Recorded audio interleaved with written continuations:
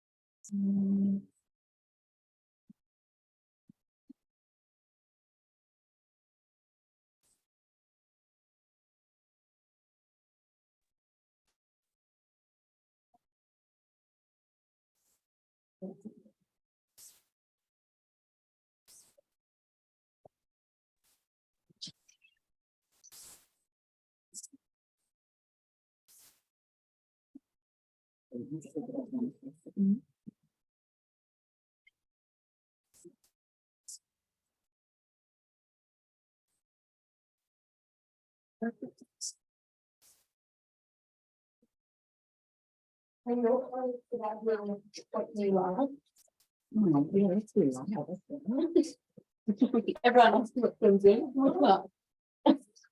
Don't leave me, don't worry.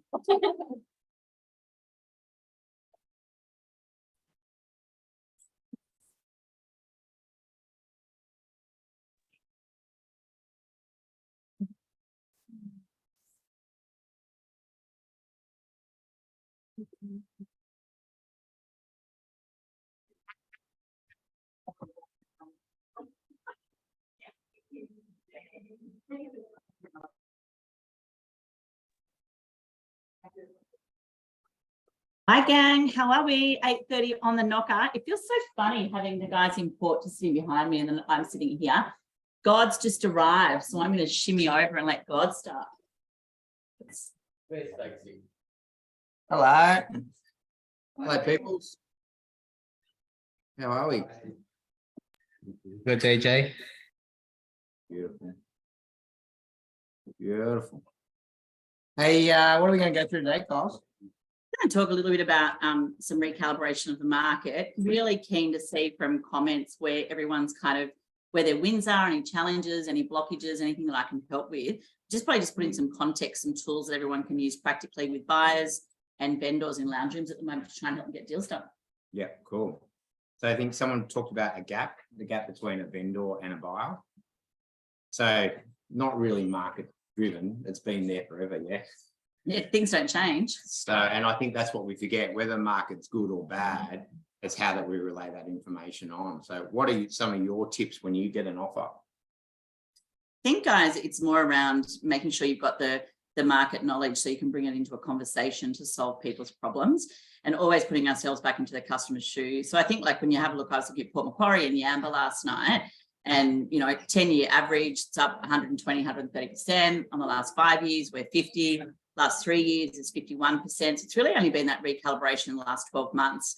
And if you say something like we're down 10% in port, we're down 17% in price in Yamba, but we're still up 40 or 50% on 3 years ago, then, you know, your gap's only 35 or 40%. And I think, guys, being able to have those numbers so you're not talking to slides or comparable sales or graphs from CoreLogic, and just being able to have a conversation like Dave and I are now to put it into context and say, look, well, Mr. and Mrs. Client, I know that we're a little bit below the expectations or what you were hoping to achieve, but let's have a look at how long you've held the property and what that looks like and where you're going to. So what's the destination and what's the gap? So I just really want to work through probably some visuals with that today, guys, around your set to sell after your listing presentation, after your vendor meetings, and probably importantly is how you're controlling your buyer expectations, and what you're doing with your buyer is just as important as what you're doing with your vendor at the moment. We had a situation at Upstate only last week where, with some of the stuff I'm going to show you today, a buyer wouldn't move off 1.15 and the asking price was 1.5, and just sending some visuals to help support the dialogue that the agent was happening, and the buyer came up a bit, not to exactly 1.5, but came up a bit, and it helped with how long they were holding the property. So really just some tools to help the guys in the field today. Okay, cool. I'm going to hand it over to Kyles in just a sec. I think there's two conversations, yeah. So when we're in the lounge room, we need to be well prepared on what's happening with the market. We need to be able to have an edge conversation around price. So when we're price related, we need to bring it back to facts and figures, be able to have those conversations. That's number one, to have that information. Number two, to me, is the story of the journey. We actually need to connect with our client on that and take that on that journey, because to me, no one ever puts some price on them. They're probably on the market to get 937 or 623 or 1145. They do it because they want it sold to release some sort of emotion or some sort of plan. So that we need to get into that. So that they're the two things. And the third that I'm going to speak about is the fact that we need a lot of what if questions. In the old days, we used to play overs and unders, we used to have mystery buys and all that sort of stuff. With obviously regulations, it's changed, but your what if questions are so good. So you got a property on the market for 1.2. If I got you 1.1, what would you say? If we lose that buy at 1, you don't even have it. Imagine if we got a buy at 1.1 and then we lost them, how would you feel? It's the same emotions. The what if questions, take them exactly the same as you've got them. And we need to start them early. And 4, who has done, and Kylie might have heard this, we've actually invented our own little thing called sale to sold. Because we obviously do the set for sale 4 or 5 weeks on, we're on the market. Yeah. And to actually go back, repitch, and we're calling it sale to sold. Who's actually used that in the last couple of weeks, where they've actually gone back, property on the market, they realise they need to reposition and actually do a set for sale. But in this case, a sale to sold. You can use that if you want, Kyles. Yeah, I love to R&D that day. Yeah, there will be some great licensing fee, but we can talk about that afterwards. No one's used it. Well, that's great. That's fucking brilliant. Awesome. I have. Oh, well, here we go. All right. I have too. You go first. I'll put it in the Stokesy. comments. Huh? Oh, shut up, Stokesy. We've heard enough from you. All right. Let's go. Who went? Let's go, Rosie. That's nice to hear from you, mate. And I have to say, Nathan, congratulations on Pippa. Yeah, good. That's Yeah. awesome. What a gorgeous baby. lots happening. So For someone that writes so much, there's a good chance he's not on sales training today. But anyway, so guys, I think just probably leading on from where we were last time. So I know All you right, did I'm going to let you go. prospecting. Let you go because I've got ADHD at the best of times. So he's Kylie Walsh. You Take it stayed over. for 3 minutes and 25 That was fucking seconds. solid. That's pretty good. So guys, probably following on from, I know that you did with Josh Fegan. Do you want to come and sit over here? I know you did with Josh Fegan last time some prospecting stuff, and then Dave got me last time with Jake to talk about, I think, your vendor app, unique selling proposition, being more conversational, listening presentation, and to those questions that Dave was talking about today is finding out the why and the emotional connection. Probably the one thing I just want to say up front, and having worked in regional Australia for 17 years as an agent, I get, when the market recalibrates and how you feel it here. But I think there's probably a couple of things is you guys are going to have to work a little bit harder in the next 6 to 12 months. We've had pretty good market conditions. You guys have done an incredible job at taking market share and getting traction, which is great, but it's probably just going to be that little bit harder. So if you've got a little bit slack on your OFI callbacks on the weekends and you've left it till Monday, then you're going to have to go back to your Saturday afternoons or maybe doing some on Sundays. It's how can you be faster? How can you be have a better competitive advantage over your competition? And think about every time you do something is my competition doing it the same? How am I making it different? How's the OFI callback memorable? How am I having a better connection? If it was mum, dad, brother, sister, or mate, how would I have the conversation a bit different? And the one thing you guys have really got going for you in this brand is the authenticity. So let's hang on to that, do that. But let's make sure we've got time carved out in our week. The next 12 months is going to be about managing you, not time. Right? You're going to manage you and prioritize what's important in your business. If you're a sales agent or you're an admin, what's your key functionality? So what do you see more of in your calendar and setting up that discipline and structure? And probably two of the things, and I'm not saying it's anyone here, but two of the things that I'm seeing around the traps is we talk about knowing our numbers and professional development and having that competency. And when I open up someone's calendar, there's just no time besides a sales meeting where people are really spending some time having a hard look at numbers or their toolbox. So last time I was here, I spoke about just keeping an eye on domain.com, realestate.com, and probably Tim Lawless. And maybe every Sunday before you come into work on Monday, is just having a look to see what's been in the news on the weekend, what's been in the financial review, what's Tim talking about. So if you're trying to get a vendor to come down in price and you're trying to get a buyer to go up in price, they may not necessarily believe what the agent's saying unless you've got a really solid relationship with them. So being able to send an article that was in the Fin Review on the weekend or some graphs or things from your CoreLogic app will really help. I'm not quite sure how many newbies we've got on since last time. The established agents will be sick of me banging on about it. But if you are not familiar with what is in that CoreLogic app, I'm telling you that will help you get more deals done, I believe, in the next 6 to 12 months with your dialogue. So I just want to walk through everyone through that today and some stuff that I've got some clients using that is really helping getting deals done. I know what it's like to sit on a Zoom meeting, so I'm going to try and go really, really quick and keep the energy high just so you guys aren't yawning and turning off. At least we don't have anyone driving today, so that's a good thing. I don't know if anyone saw this article. We're just going to try and move, James and I've got stuff all over our screen. There's stuff like this all over the marketplace at the moment, right? So doom and gloom, regional, sharpest drop in history. It's come back off. So this was one that was posted on Friday. House values record the sharpest drop since before COVID in regional Australia. Your audience is reading this. So how do we respond? Let's not ignore it. Let's jump on it. So for example, in the preamble I was talking about with Dave, if I look at the Port Macquarie market, which I think is 51% capital growth in 3 years, sure, it's come back 10, but still 40% up. And I think for you guys, when you're having dialogue with buyers, your job is to know 10 years, 5 years, 3 years, and 1 year. And if you open up your app in CoreLogic and you go to the market trends in the app, it'll give you that. That's your job as a real estate professional to know that. If I say to you what are average days on market for this year compared to last year, that's your job. I go to the doctor and I want to have surgery. I want them to know exactly what the procedure is going to look like, what the outcome is going to be, what the process is, and my recovery time. Just the same as a real estate agent, you've got to know all that knowledge. So I wouldn't be shying away from this, but I would be using this with your vendor. Right? So these are the sort of things that before an auction or before a vendor meeting, that whether it's you or admin or whatever the process is in your team, You need to be taking this with you and you need to be leaving it. So in the old days, when I first started in sales, you get an offer, you take them around a letter, you let it sit on the kitchen table and look at them for a couple of days. That's what this stuff's about. So this is about coffee table stuff that you can take around or send to them. You want them to have an argument about this stuff sitting in the lounge room. That's what I really want to share with you today, is some of these things that I think will make a difference. And my PowerPoint's not working. Here we go. So a lot of data here, but again, I talk a lot about if you have got knowledge, you will instill confidence in your customer. And if you can demonstrate that competency and you've got confidence from your customer, it's trust. And then it's things like, well, James, what do you think I should do? And then it helps you have a better conversation. So what I did yesterday is I actually got Liz to pull us some figures from Agent Box. I don't know, I'd really like you guys, end of financial year, I'd love you to sit down with your sales managers and be having a look at your key numbers as an agent and the agency, so you can throw this into your preamble. So look, Mr. and Mrs. Client, last financial year, we were looking at average days on market of about 15. Now we're at 53, right?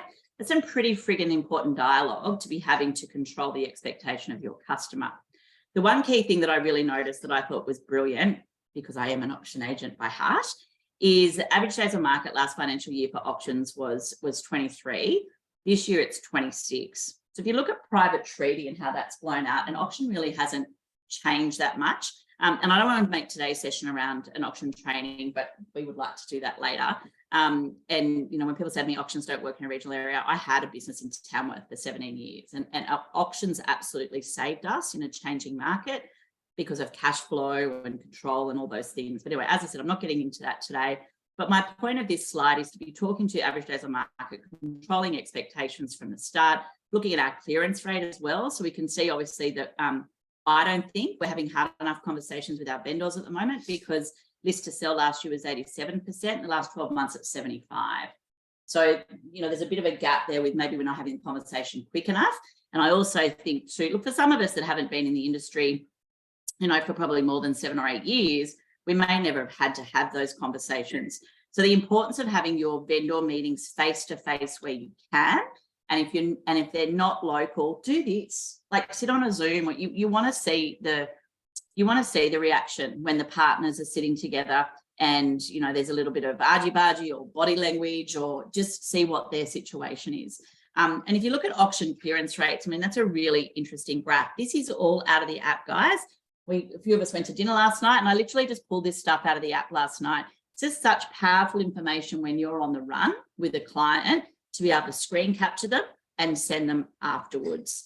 So is everyone using all this information in the app every week to help you with your vendor pricing, get deals together, sitting in a lounge room, a listing presentation, bring it out, hand it to your client, talk to it, because then they can be involved in it, rather than sitting there and, you know, and clicking through REA or Domain. Again, I don't want this. I'm not paid by CoreLogic. It's just a good product. And if I went back in sales tomorrow, I would really live in this space. Nothing like technology, hey? They're all laughing at me because the salesperson in me, I just keep clicking it because that'll make it work. This is what I was talking about with the graphs. So this is the example I gave with the guys at Upstate last week, where they had someone that made an offer. No, we're not going any further. I read the papers this morning. The market's coming. There's a recession. We've had another interest rate rise. And John said this and just said something like this in a text message. Look, Adam, thanks for your feedback. I've been reflecting overnight that you're not going to go any further on this property. Understand your hesitation. However, I thought I'd take the liberty of sending you some market intel over the last 10 years. You've been looking for 6 months. We've found this property. I just want to make sure you're making an informed decision, given the data from the world's leading provider in property valuations, and sent this. And the guy turned around straight away and up his offer 150 grand. Wow. So this is our job as a professional to guide. And I mean, it's pretty compelling. You look at that data. I mean, that's Yamba. And then we've done Port. This is in your arsenal. This is in your toolkit to have this stuff, to be able to, I'm not good with tech, right? This stuff, like in 5 seconds, bang, bang, bang, bang, bang, done on the hop. So sure, -10 in Port in the last 12 months, 51% in the last 3 years. So I think, guys, when you're prospecting and the dialogue, that you need almost like the second the second reason when you're prospecting. So if people are like, no, I don't want to bloody sell at the moment, why would I sell? They're okay, well, I noticed you've had the property for 10 years. We've had capital growth. And I'm sorry, I can't see that figure behind there because we've got all your beautiful faces, but you've had a capital growth of 126% since you held the property. Have you thought about buying another property with the equity you've got in this one? So if they don't want to sell and you've got stock that is not moving, how about we leverage the equity you've got in your existing property and you be the real estate agent that helps them create wealth and build their property portfolio? And I'm telling you right now, rather than being the agent just prospects and said, I'm in your street, would you like an appraisal? And they say no because you're the 7th call they've had that week. Okay, well, how about we leverage the equity, Mr. and Mrs. Client? And we've got some really good stock on the market at the moment. The market's recalibrating, interest rates have gone up. To your point that you don't want to sell in the current market, how about we get you in on a good buy that we've currently got, and you speak to our in-house finance partner about leveraging the equity you've got and creating wealth and buying an investment property, either locally or in one of the 16 locations that we've got across the mid-north coast and northern rivers. If you help someone buy a house or you get them a better interest rate, they will be your client for life because you're actually adding value. So I know you probably heard this a million times, but I just want to, before we go forward, your belief in your ability and your offering in a changing market will determine what you get paid. So the little 1%ers that we talked about in my last presentation, if you haven't rewatched that last one that we just did on video, I'd love you to do it the next week because we really talked about our value proposition. You know yours as an agent, but what's ours as a brand? How can we truly optimize your price? How do we get better reach? And what's the power of our 16 offices and the 2,000 people that we moved last year? And what does our brand do for you? You know your selling proposition and what you can do, but your energy, you guys have got to be doing everything you can at the moment. And I know you guys are really good with well-being and exercise and what you put in your mouth, but I've got to tell you, the agents that bring energy to the table where people have got distressed selling and are going through a hard time the next 12 months will win it on nothing else but that. Yeah. And your process. This is the time, end of financial year, pull your report from Agent Box or sit with Wendy or your sales manager or whoever does it and have a look at your key drivers. Your key drivers are how many appraisals you did in the last 12 months, what went to market that you missed, how many appraisals did you get from open homes? And if it's not more than 10%, your open home needs work. What was your repeat referral? And what was your average days on market? And what was your list to sell? Not interested in your GCI. That's the end result of those activities and those key drivers. And what's your process? How do you get faster, slicker, and better than your competition? So we did some stuff yesterday around, client experience and what you're doing to stay relevant. And just making sure, guys, that you're going back to everyone you've transacted with. People say it all the time, and just touching base with them. But let's swim upstream a little bit from that, unless it's end of financial year. Like, is everyone getting an end of financial year report that you can just pull from CoreLogic from you as their trusted advisor with some commentary, even in a covering email to clients? Yes, the market's recalibrating. Great time to buy another property and build your wealth with your partner in property, Elders Lifestyle Group. But making sure that we are sending out those end of financial year and we're helping people grow their equity, because in turn, that will become more pipeline, more stock. But all we're ever worried about is the appraisal. So let's help them it's almost like you're becoming property managers. Hey, never thought you'd hear that in this meeting, but helping them build wealth with buying another property. And I think, guys, buyer meetings, look, I know I sound really old here, in 1997, with some of our sales team, when we were working, having a better buyer meeting, or at least structuring your buyer meetings when you ring them, and no one's going to come in probably face to face and have a buyer meeting. They might for an auction. But what are the things when you're ringing a buyer back on Saturday that you're talking about? Most agents in Australia will ring back and say, Dan, it's kind of calling from Elders Lifestyle Group. You came through 50 Smith Street on the weekend, just ringing for some feedback. Now, we spoke yesterday about what about being the agent that actually calls back and says, don't worry, James, I'm not ringing to ask you what you thought of the property. We're a little bit different at Elders Lifestyle Group. We're just ringing to actually find out exactly what you're looking for, make sure that we've got your requirements right in our database and understand what you and your family need. So we're not an agent that just spams you stuff. Are you getting stuff from agents that's not relevant to where you are in your property journey? If you're providing value, you're listening, you're authentic, get that right first. And even, my dialogue, on a Spanish shit. Like it's your dialogue, right? It's what's professional, but let's make them feel important and let's get the dialogue right, because your future buyers are your future sellers. Vendor management, who's using the app really well? Time before last, we did a session on the app, or is that kind of fizzled? You brought it on, it was shiny and new for about 6 weeks, and then everyone's kind of forgotten about the competitive advantage and that you're the only person in regional Australia that's using the app. Is anyone using the vendor app in their pitches to win business around transparency, accessibility, keeping us honest as an agent, making sure that you've got real-time data? So again, I would get that presentation out that we did about 4 months ago, dust it off. We always talk about the 1%ers and we want a competitive advantage to win stock. Guys, you're the only regional agency in Australia that's got it. No one else has got it. And in fact, there's only about 3 metro ones that have got it as well. It is a competitive advantage for the right client. And I think that with your key drivers in the next 12 months, if anyone wants a little calculator, so if you know what your conversion on a price to list to sell was in days on market, very happy if you want to email me and I'll send you through a calculator where you can drop it all in and it'll give you your projections for the next 12 months rather than having to work it out manually in a business plan. Auction clearance rates, it's again, like we talked about it a lot yesterday, but just making sure that you guys get paid in the next 12 months in a reasonable period of time from a cash flow perspective. As agents, auction will help you with that. But understanding, putting it into context, what was Sydney's auction clearance rate? What was our regions? What was our local? And then what does that mean for you? I don't know if you looked at that slide earlier, your auction clearance rate sale on the day is unbelievable as a brand, and it's very good prior. Whereas most offices only sell about 30% under the hammer. You guys like 75. So it's about double the industry average. So there's some good dialogue in there to help you guys get on top of that as well. Is everyone using the prospecting tool in the app? Yeah, so it's a bit different to Prospector. So in the app, it'll give you tenure of average time held for property and who's likely to come to market. It'll give you expired listings and it'll give you new to market. So in the old days, you'd all set up your REA and domain alerts. Now you can pretty well just use in one central spot with the CoreLogic app. The tenure one's interesting. So if anyone, like your average tenure is 12 years in your area, you can click on the tenure button, which is on the far right-hand side of this slide. You've got age listings, you've got average tenure held for the suburb and withdrawn. If you were to click on that average tenure, that is the same button that used to be in the old CoreLogic desktop version, which we all still bloody go into and we shouldn't, that we like it because we're used to it. It's the same button.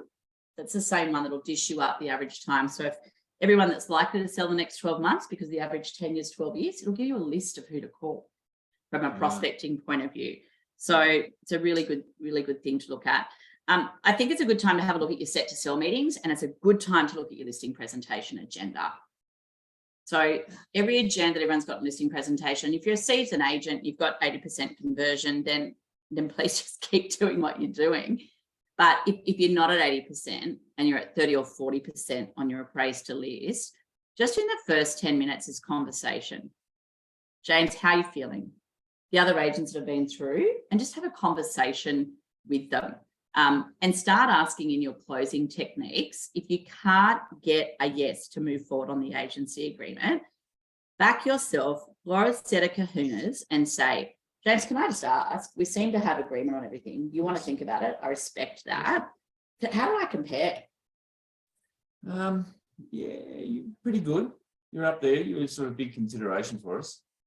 So have I not clearly demonstrated today how I can get you a better price in an optimum period of time? So I'm just feeling like there's a hesitancy there. Yeah, you certainly have. But we just don't we feel that it probably may be worth a bit more. Other agents are saying it's worth a bit more. Yeah. You know what? I really, I'm sorry if I've sort of portrayed today that I'm going to determine market value. That's actually not my job. That's the market.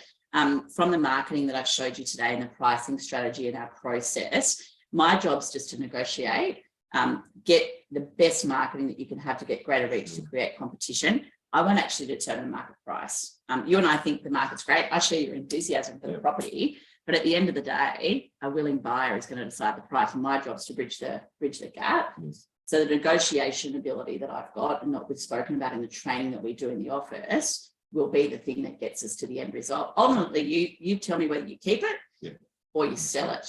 But guys, what you really got to do is even ask, and we're going as far as this with some officers that we're working with, on a scale of 1 to 10, with 10 being the highest, if you had to make a decision today, where do I compete? Agent 1 is at, agent, like literally asking, because you don't want to walk out and then find out that you're at a 7, someone else is at an 8.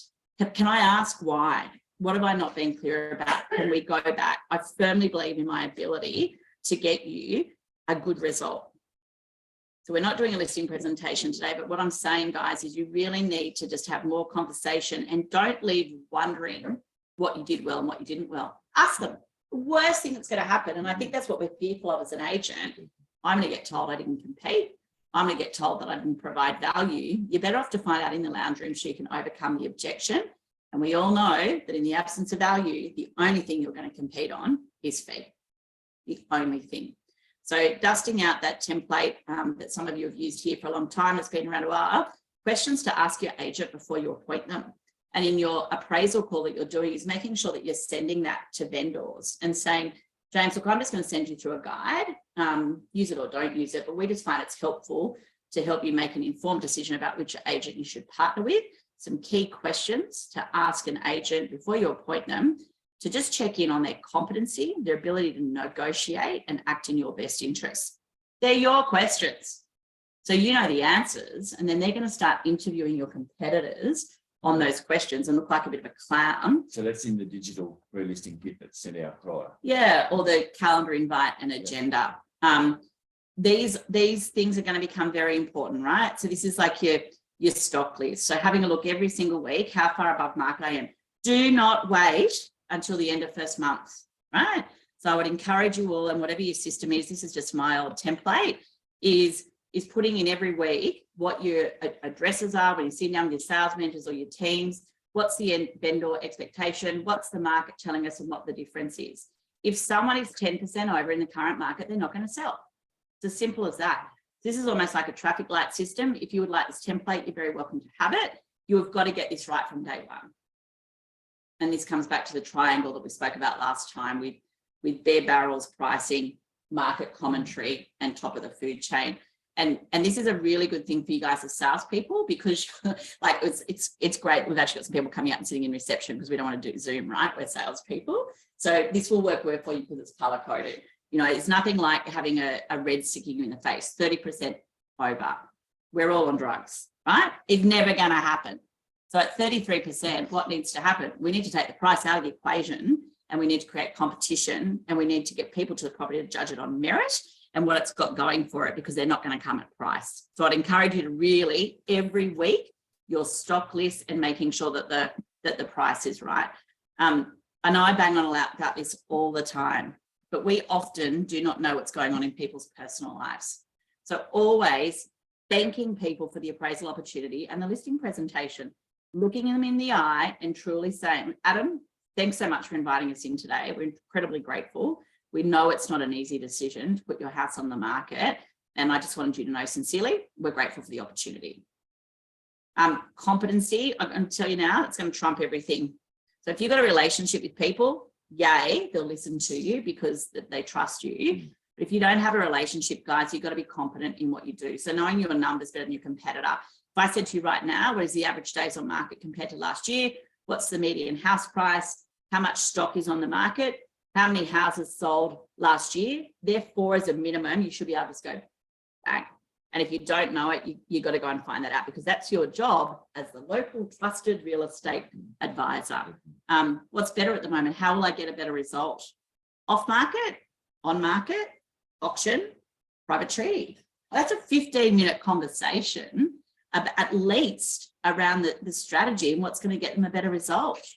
But guys, it's just like, it's game on. The 1%ers have never mattered more in a changing market than what they do now.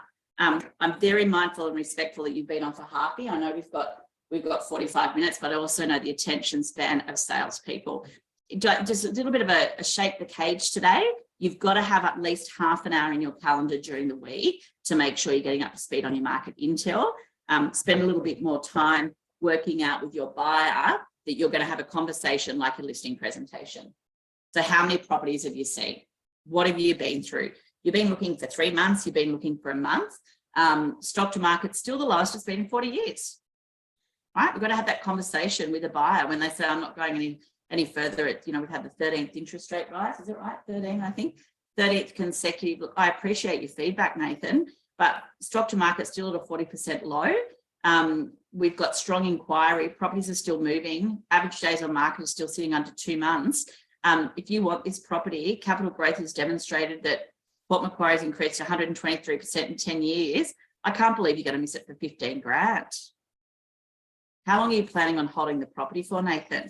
Oh, my wife and I are like, it's going to be our primary place of residence. We're going to live there for 20 years. Having the ability to super quickly go 20 years by 15 grand. So you tell me for a carton of milk every week, you're going to keep looking for a property. You're going to risk capital growth. No problems, but there's nothing else on the market like this. So just like you present an offer to a vendor, you've got to have better dialogue with your buyer. And some of you will have mastered that, but just making sure that you give it more time. And when someone says no, they're not going any further, what's your job? If it was your house, would you go harder? Because as soon as someone says, that's it, we're not going any further, are they going to miss a house for 1 or 2 grand? If it was your house, would you want the extra 1 or 2 or 5?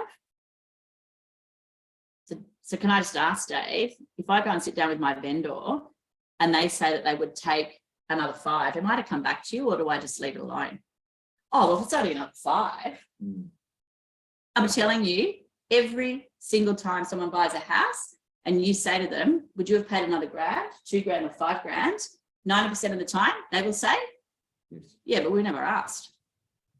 So our job is to make sure that we're getting every last cent as if it was our own property and making sure, to Dave's point with his dialogue at the beginning of the meeting, so should I not come back to you if we're 2 grand away? Just find out. And straight away I think, oh, well, let me know. What's that tell you? There's more in the tank. And our job as the agent is to have more in the tank. And I want to finish on this slide because I got such a good reaction when I showed the leadership team yesterday. Guys, your open homes is a competitive advantage. It is a client event every Saturday when you do an open. And I know I sat in them in high heels for 17 years. I understand when you do an open home all day Saturday and you just want to get home. So Batesy, take your high heels off at open homes. But guys, your open homes are critical. It is the best marketing campaign that you can invest in. So if your open home's not memorable and you don't have colouring in books for kids and you don't have measuring tapes to give to the wife when she, and I shouldn't be sexist there, or the husband, when they come through, you need to have it. How is your client night any different to your competitor? And these are open home mystery shoppings that our team's been through recently. And every agent had an excuse as to why, like, there's mold on the roof or the owner needs to reduce their price. And I said, well, I've got to tell you, if that was my house, I'd be saying, how about we get the tenant to clean the frigging bathroom first because it stinks and there's mold. Then we talk about price, right? You are being judged on that open home, even though it's not your washing hanging in the lounge room, even though it's not your, like, your bags and the veranda and the toilet seat up. This is your opportunity. And there's some wonderful open homes being done out there at the moment. If you'd like some ideas, feel free to give me a call or come inside today and say, what's the best open homes you've seen in the marketplace? You should be getting 10% of your appraisals from opens. If you met 300 people last month, did you get 30 appraisal opportunities? And if you didn't, we need to up the ante on appraisals. Guys, thanks so much for your time today. Really just poke the bear, no set scripts and dialogues, get you thinking about what could be better in the new financial year, having better conversations and connection with our customer. But do you, because you've got to be authentic to be relatable and build the relationship. Because if you've got the relationship, the terms become negotiable. Have a great day. Fantastic. Oh, they're great. No, you almost need to see the I'm missing everyone's face. So many faces I haven't met. This is Evan's Head. Hello, Evans Head. That was Grafton. Oh my goodness, so many new people. Builders Grafton. Oh, yeah. Miss everybody. That's why you.